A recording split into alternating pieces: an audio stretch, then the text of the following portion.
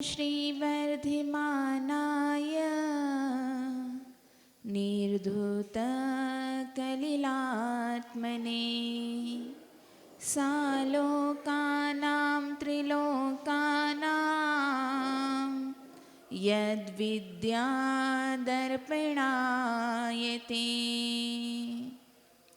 जय जय मुनिसंगनायक गुरुवर, जय जय परम वितरागी, जय जय दर्शन ज्ञान चरितधर, जय जय सर्वस्व त्यागी।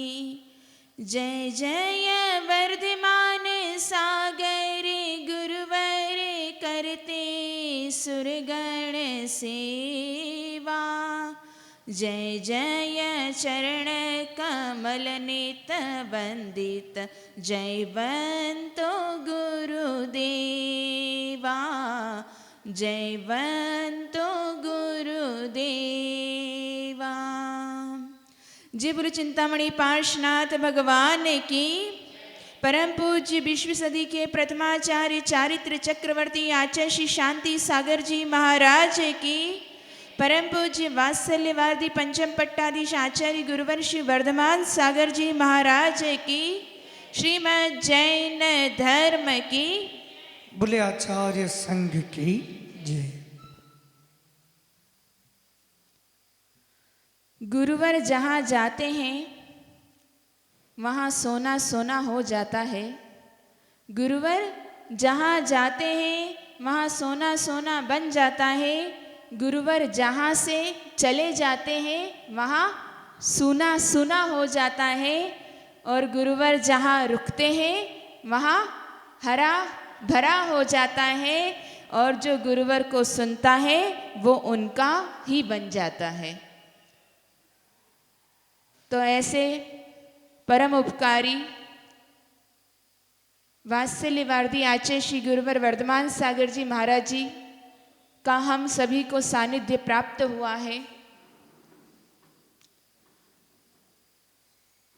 हम ऐसा पुण्य अर्जन करें, कुछ ऐसा पुरुषार्थ करें कि हमें उनके प्रतिदिन उपदेश सुनने का अवसर प्राप्त हो सके। अभी तक तो पारसोला वाले अपने पुण्य की बहुत सराहना करते आए हैं कि हमारा बहुत पुण्य है, बहुत पुण्य है कि इतना बड़ा चतुर्मास मिल गया, इतने बड़े हीरक जयंती महोत्सव मनाने को मिल गया, इतने बड़े आचार्य शांति सागर जी महाराज जी का शताब्दी वर्ष महोत्सव मनाने का मिल गया। अब ऐसा कुछ पुण्य अर्जन करो कि आपको प्रतिदिन आचार्य श्री के उपदेश भी सुनने को मिले। अब वो आप लोग जानते हैं वो कैसा मिलेगा। तो आज हम चर्चा करेंगे कर्म पर कि कैसे होवे कर्म हमारे। ध्यान पूर्वक सुनिएगा, हमारे जीवन की बहुत ही महत्वपूर्ण चीज़ है। हमारा जीवन जिससे चल रहा है उस विषय को हम जानने का थोड़ा सा प्रयास करेंगे कि कैसे होवे कर्म हमारे। हर व्यक्ति के मन में एक जिज्ञासा होती है, मन में प्रश्न उपस्थित होता है कि हमारे कर्म कैसे होवे। धर्म स्नेही बंधुओं, संसार में अनेक प्रकार की विचित्रताएं हैं।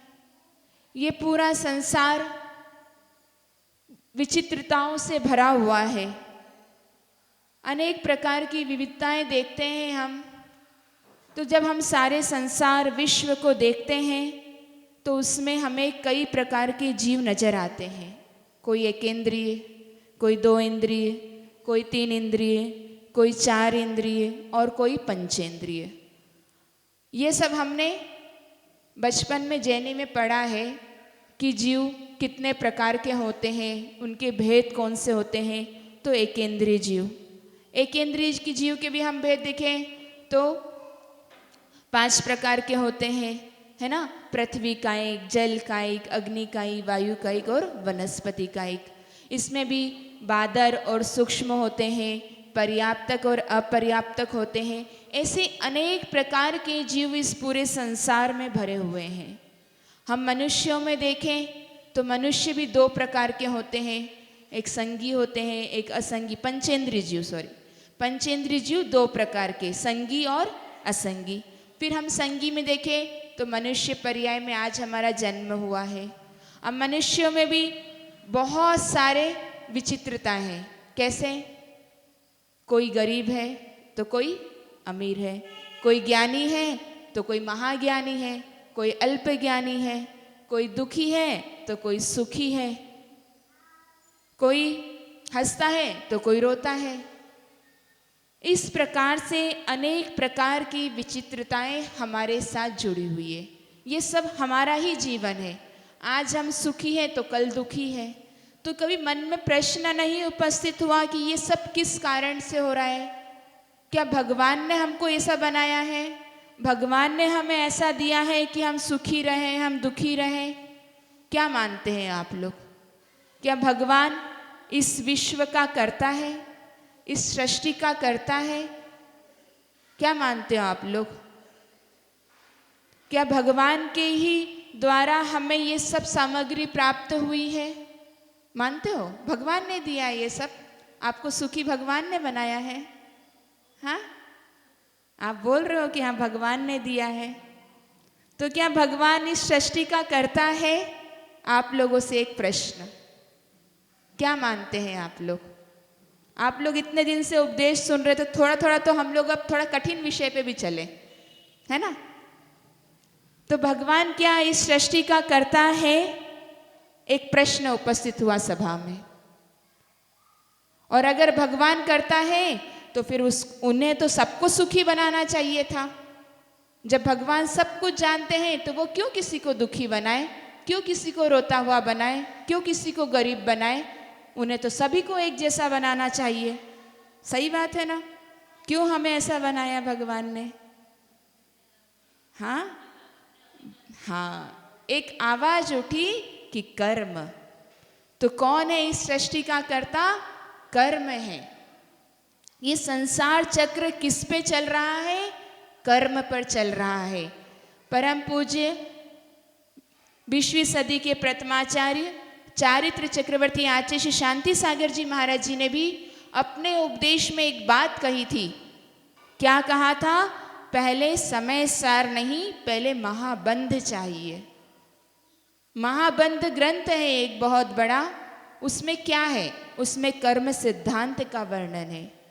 उन्होंने कहा पहले आत्मा की बात मत करो, पहले अपने कर्म को समझो कि तुमने किस प्रकार से कर्म बांधे हैं जो आज तुम्हें इस पर्याय में जन्म मिला है। तो हमें उस बात को जानने की आवश्यकता है। आज हम मनुष्य बन गए, हमें जैन कुल मिल गया, अच्छा परिवार मिल गया, अच्छे गुरु का सानिध्य मिल गया, प्रतिदिन देव दर्शन करने को मिल रहे हैं। ये सब किससे मिला? तो ये हमने जो पिछले जन्म में कर्म किए थे उसी का ही फल है कि आज हमें ये सब कुछ मिला है।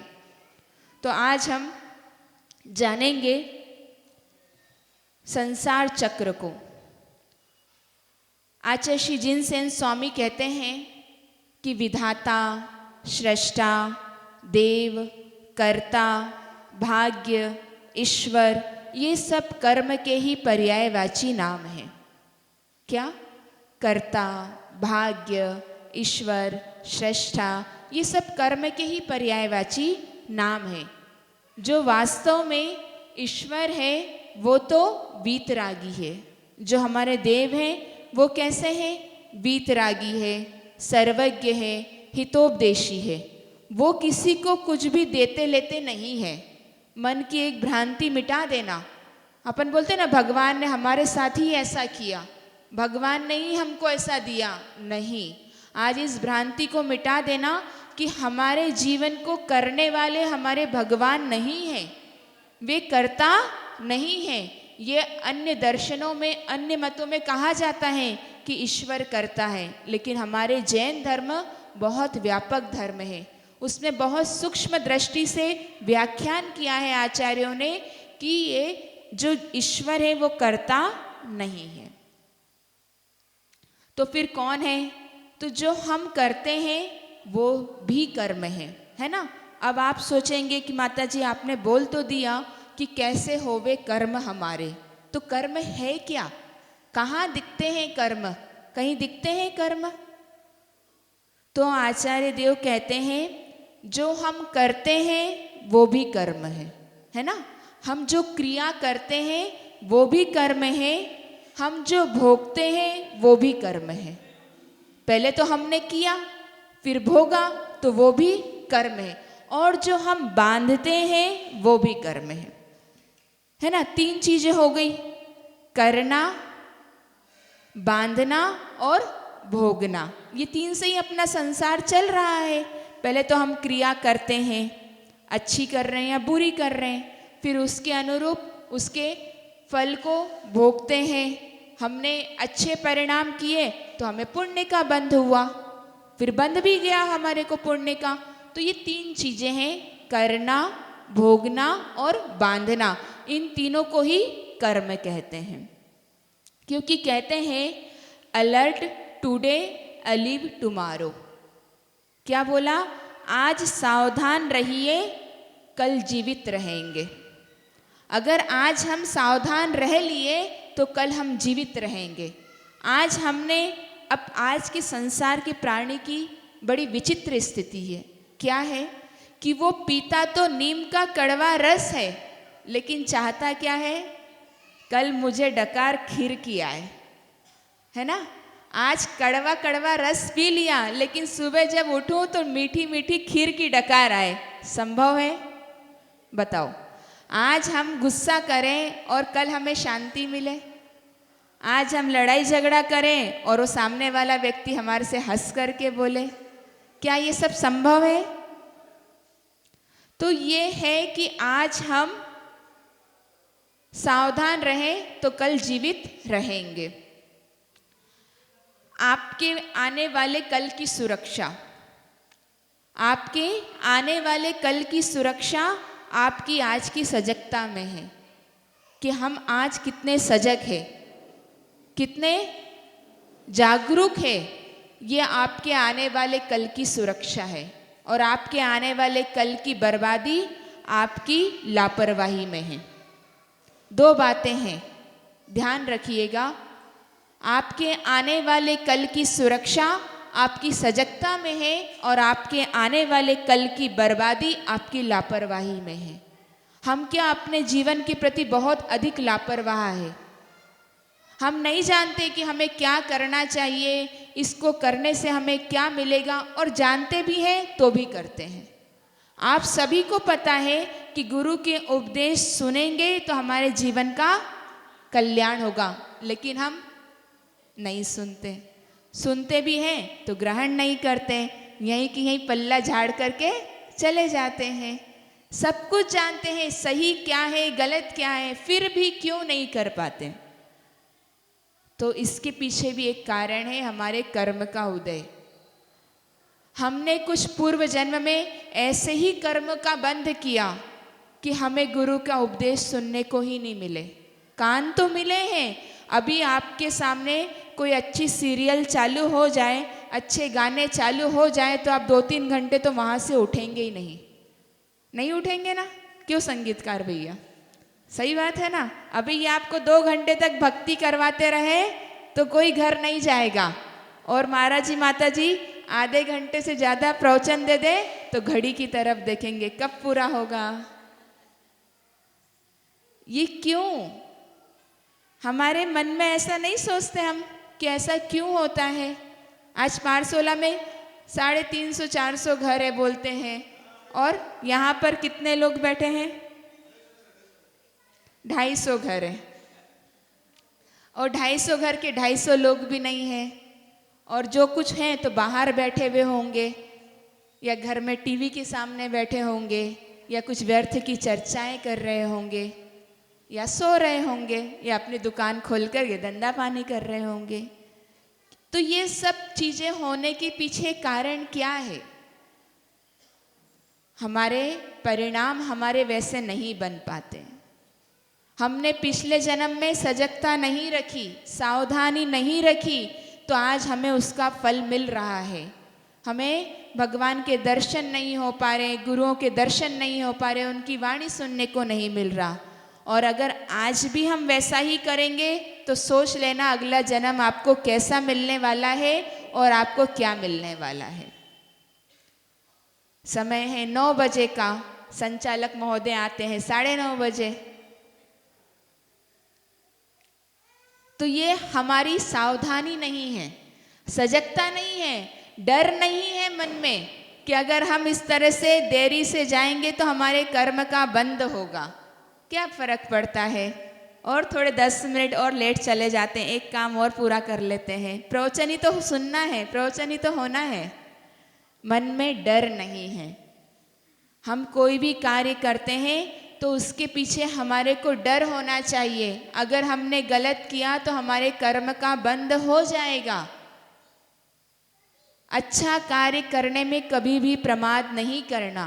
पहले भी कहा था आप लोगों से, जब हम जीवन में अच्छा कार्य करेंगे तो आने वाला समय भी आपका साथ देगा, आपके अंदर वो सामर्थ्य पैदा करेगा कि आपका जीवन अच्छा बने। क्योंकि बाद में फिर पछतावा ही होगा कि न हमारे पास समय है न हमारे पास सामर्थ्य है। क्योंकि आज हमने क्या किया, अपने जीवन के साथ लापरवाही करी। हमने नहीं समझा इस कर्म सिद्धांत को, नहीं समझा गुरु के उपदेश को, नहीं सुनी उनकी वाणी को, तो बाद में हमें सिर्फ पछताना होगा। तो आज हम छोटी सी बात करते हैं, ये संसार चक्र क्या है, कहाँ से शुरू होता है और कहाँ खत्म होता है संसार चक्र। तो कुंद कुंद आचार्य देव कहते हैं अपने उपदेश में, संसारी जीव जितने भी जीव हैं उनके परिणाम अवश्य होते हैं।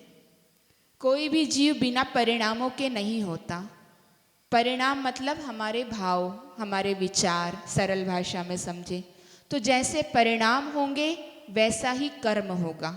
शुरुआत हो गई कहाँ से, कर्म से। परिणामों से क्या बंधे, कर्म हुए। अब कर्म से क्या हुआ, जब कर्म आ गए तो कर्म से गति आती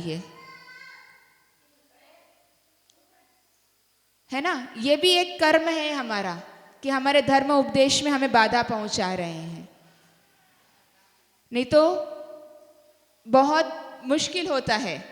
तो ध्यान से सुनिएगा, परिणामों से हमारे कर्म बंधे, कर्म से हमें गति मिली। अब गति मिल गई तो गति में क्या होगा, शरीर मिलेगा।